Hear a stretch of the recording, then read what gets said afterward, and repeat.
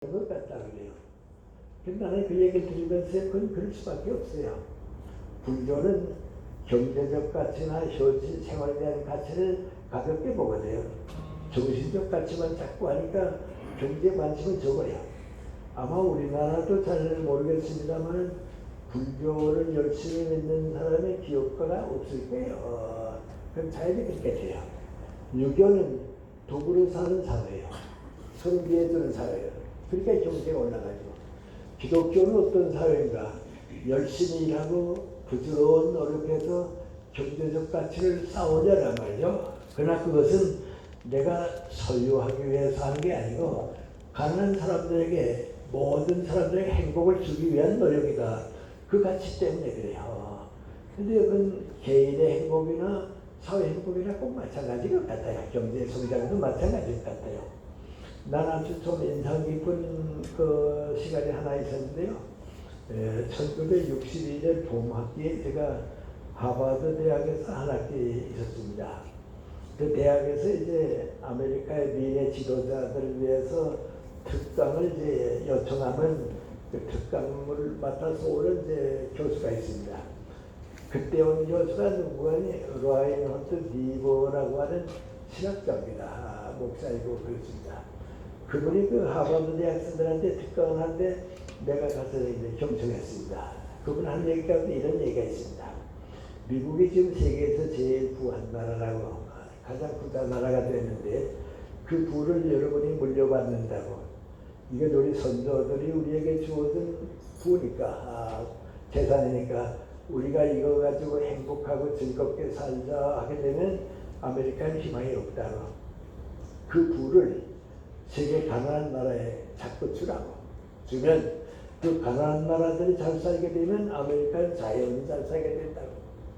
그 정신적으로 세계를 이끌어가게 된다고.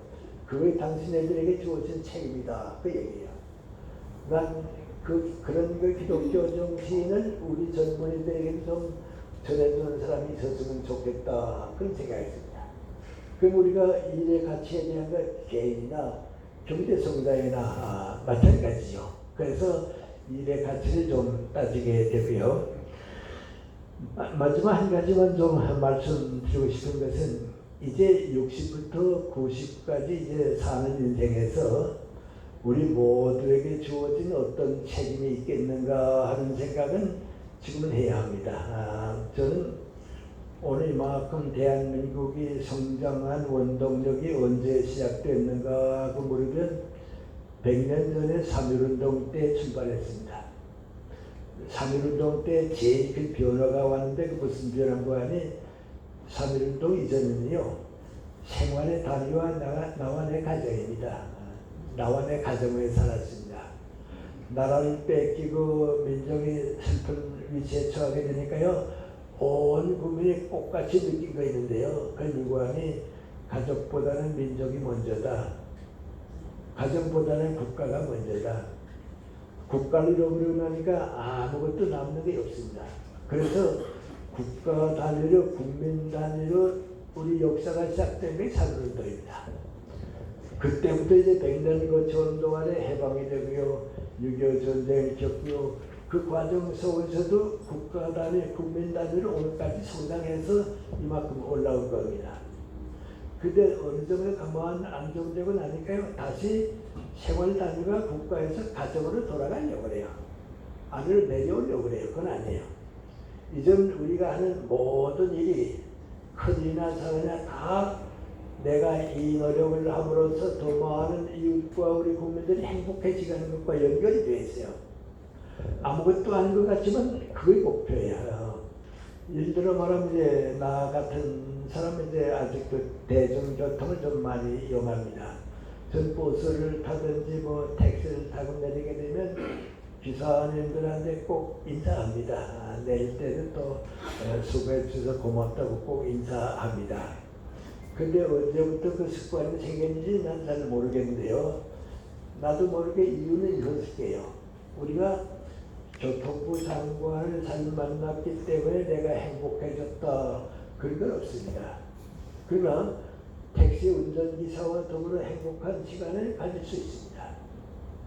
뭐 오늘 장관이나 국회의원 때문에 내가 행복해졌다 하는 건 없어도 정말 손님을 위해서 노력하는 버스 운전기사 때문에 행복해지는 걸 매일 겪고 있습니다. 근데 우리가 그걸 놓치고 삽니다. 또 한 가지는 그 운전기사들은 다들 생각하면요, 나도 돈이 좀 많고 교육을 많이 받았으나 이런 천한 직업은 안 가진다 하는 열등의식한 직업의식이 있습니다.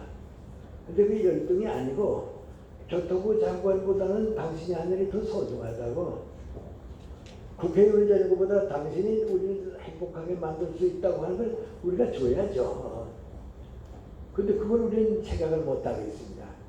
그래서 나 같은 사람이라도 좀 나이 든 사람이 정중하게 버스 기사한테 인사하고 택시 타고 다 인사하면요, 우리 직업이 천한 직업인 줄 알았더니 다 저렇게 고맙게 생각하는구나, 다 저렇게 행복하게 생각하는구나. 그래서 그분도 행복해지고 나도 행복해지는 거예요. 그 사람들이 행복해진다고 하는 건 우리가 만들어줘야지, 나는 불친절하다고 욕하면서 너는 나한테 친절해라, 그건 없습니다. 전 그런 걸 조금 비교적 일찍 느꼈습니다. 일본서 대학생활할 때 이제 아르바이트 쭉 했는데요. 좀 특별한 기관에 이제 식당에서 웨이터를 좀 오래 했습니다. 그때 뭐 가난하고서 오래 했는데요. 그때 음식을 날라주곤 하는데요. 거기에 오는 사람들 가운데 교양이 있고 신사가 사람들, 아주 인격이 높은 사람은요, 우리를 천하게 보질 않아요. 아주 소중하게 대해줘요. 근데 교양도 없고 인격도 갖추지 못한 사람은 날 무시해요. 좀 빨리 안 가지고 아들이기도 하고 말이죠. 왜 이렇게 시간이 걸리노? 그러기도 하고 말이죠. 근데 인격을 갖춘 사람은 그렇게 하지 않아요. 그때 내가 배운 거 민구안이, 내가 다른 사람의 인격을 소중히 여겨주면 내가 존중을 받아요. 내가 다른 사람의 인격을 낮추게 되면 내가 버림받아요. 나도 같은 사람 때문에 말아요. 그 요새 갑질이라는 얘기가 자꾸 나오지 않아요? 그 우리 이제 상하관계가 평등한 관계가 가거든요. 그런 정도를 쭉 생각하면 무슨 직업든지 다 똑같이 귀해요. 근데 이제 60이 넘으면 자꾸 나는 이런 일 없어도 괜찮다고 하는데 저는 달라요. 난 내 친구들 봐도 달라요. 그 맹관이 60이 넘으니까 사회를 위해서 할 일이 점점 더 많아요. 적어도 후배들한테 모범 걸 보여줘야 하거든요. 다른 사람들한테 뭔가 좀 저렇게 살아야 한다고 하는 모범 보여줘야 하거든요. 난 가정 문제도 그런 것 같아요. 아들, 딸들하고 이제 저녁을 먹으러 갑니다. 저녁 먹으면 시간이 길어지니까 늦게 이제 다 저녁 먹고 나오잖아요. 내 아들, 딸들은 그냥 나옵니다. 나는 수고해준 직원한테 가서 고맙다고 인사합니다. 늦도록 수고해줘서 고맙다고 말해서 인사합니다. 왜 그럽니까? 내 손자들이 아버지, 어머니는 인사 안 하는데 할아버지는 꼭 인사를 하신다. 할아버지는 뭔가 좀 다르다. 그게 얼마나 소중합니까? 그것까지 따지게 되면요, 나이 든 사람이 점점 더 할 일이 많고요. 우리 사회 열매를 맞아준다는 게 바로 그래요. 그런데 그걸 한 가지로 묶고 말하면 이제는 우리가 하는 모든 일이 뭉쳐서 대한민국이 되기 때문에 국가와 민족을 단위로 생각하면서 살자. 그건 우리에게 있어야 돼요. 나이 들어서 손든다고 하는 건 젊었을 때와 거의 다르습니다. 누구 선배를 만났더니 참 국가 걱정 많이 하더라 말이죠. 누구를 만나니까 참 믿을만 하더라 말이죠. 그건 민구안이 내가 하는 일이 다 민족 국가와 하나가 되기 때문에 그렇습니다. 네, 그 시간이 많이 가는 것 같습니다. 그래서 결론 비슷하게 말씀을 드리죠. 내가 14살 나왔을 때 중학생이 됐습니다. 아버지한테 나 중학교 합격했다고 그랬더니 우리 아버님이 내 얘기 들었더니 너 중학생이 됐다고 하니까 내가 너한테 할 얘기가 있다. 글쎄요. 하시는 말씀이 뭐하니 내가 이제부터 긴 인생을 살아가게 되겠는데 항상 나와 내 가정 걱정만 하게 되면 내가 가정만큼밖에 성장을 못한다. 친구들과 더불어 좋은 직장을 만들고 직장의 주인이 되고 사회봉사하면 그만큼 사회적으로 커진다. 그런데 언제나 꽃 같은 사람이 국가와 민족을 항상 걱정하면서 살게 되면 너도 모르는 동안에 민족 국가만큼 커질 수 있단다. 그 얘기입니다. 근데 우리 아버님은 옛날 분이기 때문에 학교 교육은 저는 못 받았고요. 교회에서 쭉 성장하셨습니다. 그 이제 생각해보면 우리 아버님의 그 말씀에 바로 기독교 정신입니다. 기독교 정신 한 교회 만들고 많이 생기는 게 아니죠. 예수 말씀 그대로죠. 우리 역사와 사회를 하나님의 나라로 바꿔야 하는데요. 이제 그 말씀을 나한테 어리니까 들려주신 말씀이요. 그리고 이제 제가 예를 들어 말하면 연세대학교에서 사회생활을 시작했는데요. 많은 교수들이 지금은 안 그랬죠. 그때 그랬습니다. 많은 교수들이 내가 대학을 위해서 무엇을 할까 하는 생각보다는요. 대학에서 내가 무엇을 더 많이 받을까 그 생각을 더 많이 하는 것 같아요. 나도 본국 올라가면 좋죠. 보너스 나오면 조금 좋죠. 근데 내 사랑하는 제자들이 얼마나 등록금 내기 위해서 고생하는 걸 알면서 본국만 잡고 올라갔으면 좋겠다. 그건 공동체의식이 좀 잘못된 거죠. 그렇게 내 생각을 먼저 하는 사람들은요, 65세가 돼서 정년퇴직을 하게 되면요, 다 대학에 잊어버려요. 자기도 걸린 새 끝나요. 그런데 나보다도 대학을 위해서 항상 노력하고 학문을 위해서 봉사한 교수들은 대학과 더불어 남아요. 연세대학교 무슨 학장 지난 분, 총장 지난 분, 연세대학교 오늘 교수, 그 대학과 더불어 남아요. 그런데 아까 내 그 친구 얘기를 했습니다만 그런 친구들 가만 보면요, 항상 민족과 국가를 걱정해요. 그래서 학문에 대한 걱정은 60대쯤까지 하고 그 다음에 민족 국가를 딱 걱정한대요. 그런 친구들은요, 65세가 돼도 정년이 돼도 다 죽을 때까지 이래요. 아주 그거 보면요, 사회는 공정해요. 나라를 걱정한 사람은 죽을 때까지 다 이래요. 김태일 선생님도 89세에 돌아가셨는데요. 세상 떠나기 한 8개월 전까지도 꾸준히 일하시고요.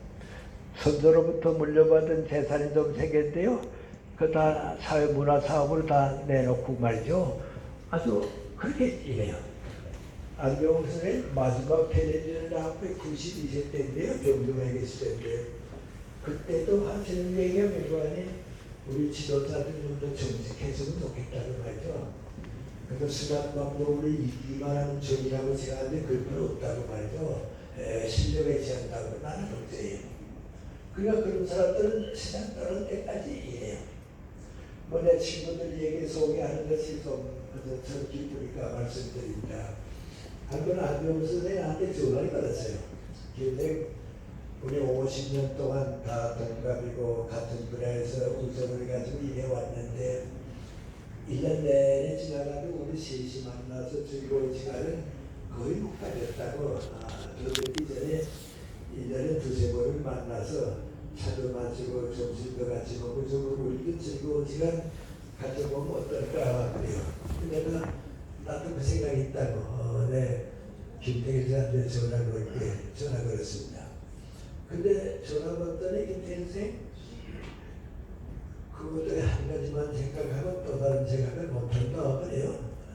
또 다른 생각이 뭔데요? 그랬더니 그런 얘기 하려고 한 10년 전에 하든지 그래서 한 나이가 돼서 이제 갈수다 바빠지게 됐는데 이제 만나서 뭐 하겠다고 그래. 내가 쭉 살아보니까 제일 인생이 힘들 때가 언제고 하니 사랑하는 사람을 먼저 보내고 남는 사람이 힘들어. 가는 사람을 모르는데 남는 사람이 힘들어. 이제 우리 셋 가운데 하나씩 하면 누구 마지막 남을 거 아니야.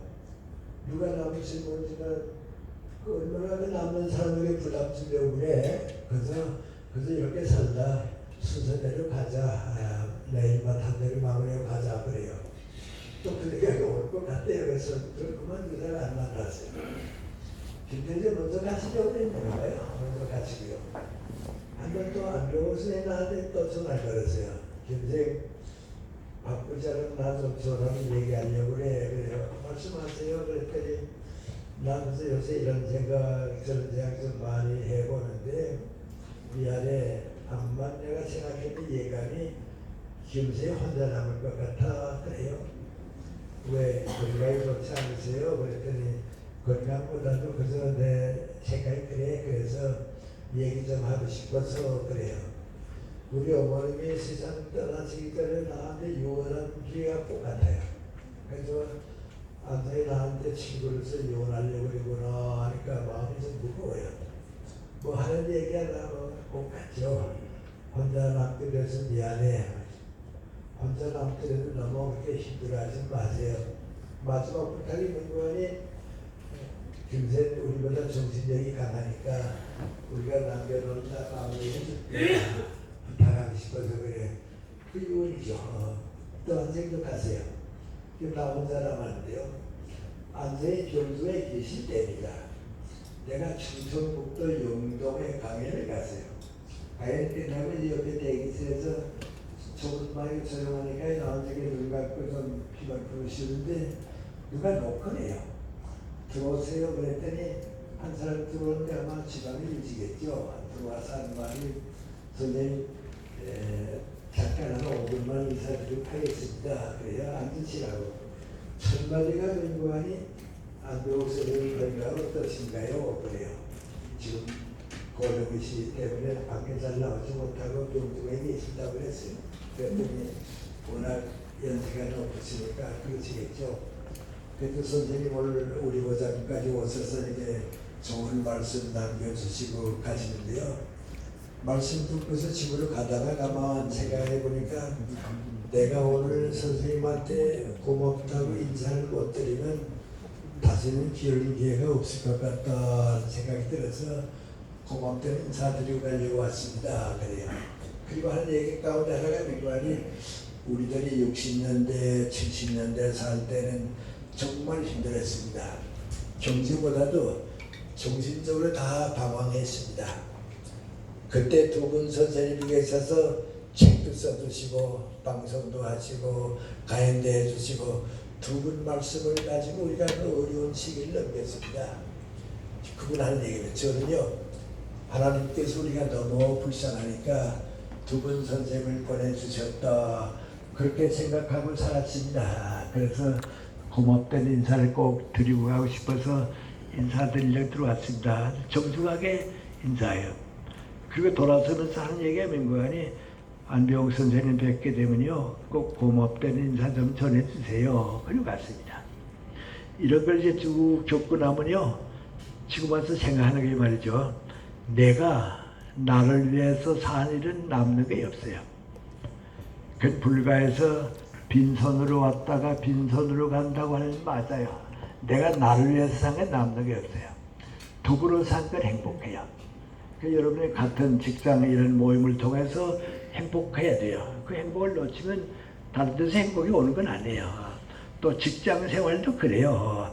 서로가 행복하게 만들어야 해요. 우리 교수 생활은 이렇게 뭐 직책의 상하관계는 별로 없습니다. 그래서 다 없고요. 선배가 있고 후배가 있고 그렇습니다. 근데 내가 이제 철학과에 선배로 있다가 이제 정론조에서 떠나게 됐는데 내 후배들이 얘기하기를 아이 김생 가니까 이제 살맛이 난다. 공연에 자꾸 잔소리해서 귀찮게 해서 이제 좀 자유롭게 살게 됐다고. 그럼 난 실패한 사람이죠. 내 후배들이 김생이 먼저 가시고 나니까 이제 우리가 너무 허전하다.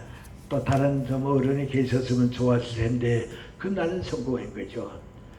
실패와 성공이 다 내게 있는 게 아니에요.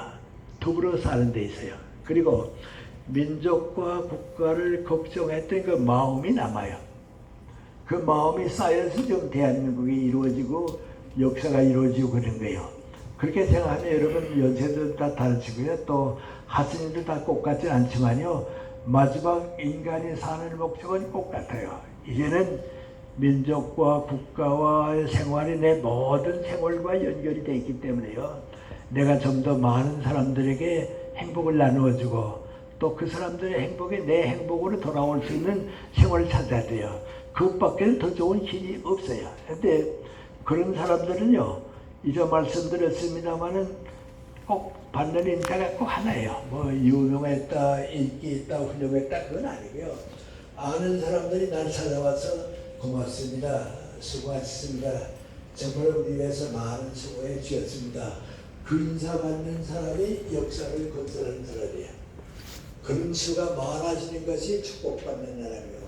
또 그런 사람 가운데 나는 빠지면 안 되겠다고 하는 책임을 느끼는 것이 오늘 우리에게 주어진 가장 소중한 과제일 것입니다.